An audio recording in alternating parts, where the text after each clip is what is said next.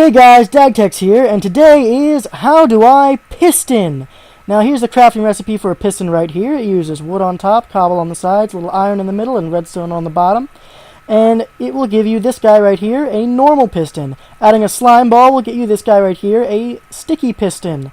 Now the difference between them is that a sticky piston will be able to retract the block that it pushed out, while a normal piston will not.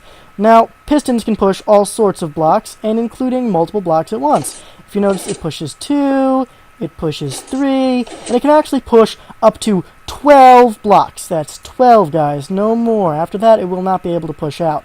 Now, another thing you'll notice is that it can push out other pistons. Now, there is an exception to this. If the piston is extended, it will not be able to be pushed. Now there's other blocks that aren't able to be pushed as well, including obsidian, furnaces, chests, and other blocks of that nature. This is obsidian right here. If you notice, piston cannot push it.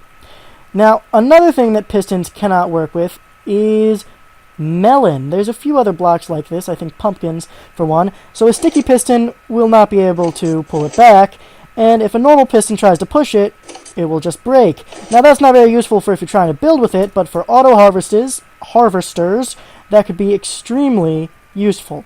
Now, what you have right over here is a monostable circuit, and something interesting with pistons that happens with one tick.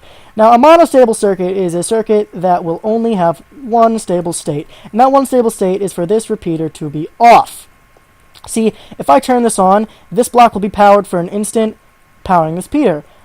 But at the same time, this piston will extend up the block, causing this repeater to no longer get power and turn back off, turning it into a very short pulse, and that one short pulse will power this for the minimum amount of time that possible, which for this repeater is just one tick.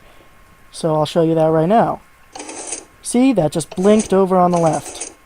Now, what that does is, not only can it turn a state change like this into a pulse, but it can also shorten pulses, like from buttons into short pulses. See, a button is 10 ticks, and from this it would only have 1.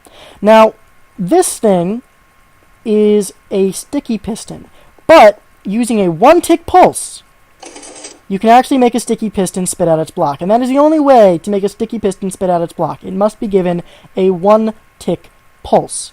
So, see, right now, it did not retract it. And using a redstone torch or a similar method, you can actually get power out from that. See, right now that power is on, and I'll show you with a piston.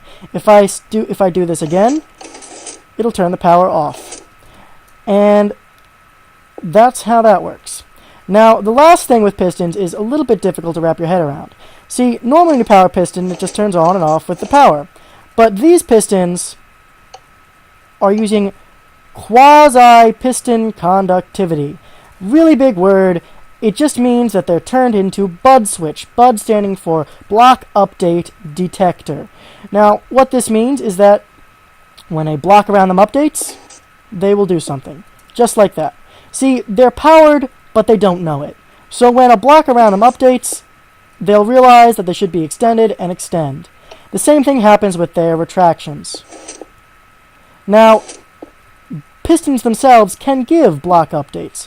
So if you have a piston right here, it will always be in line with it.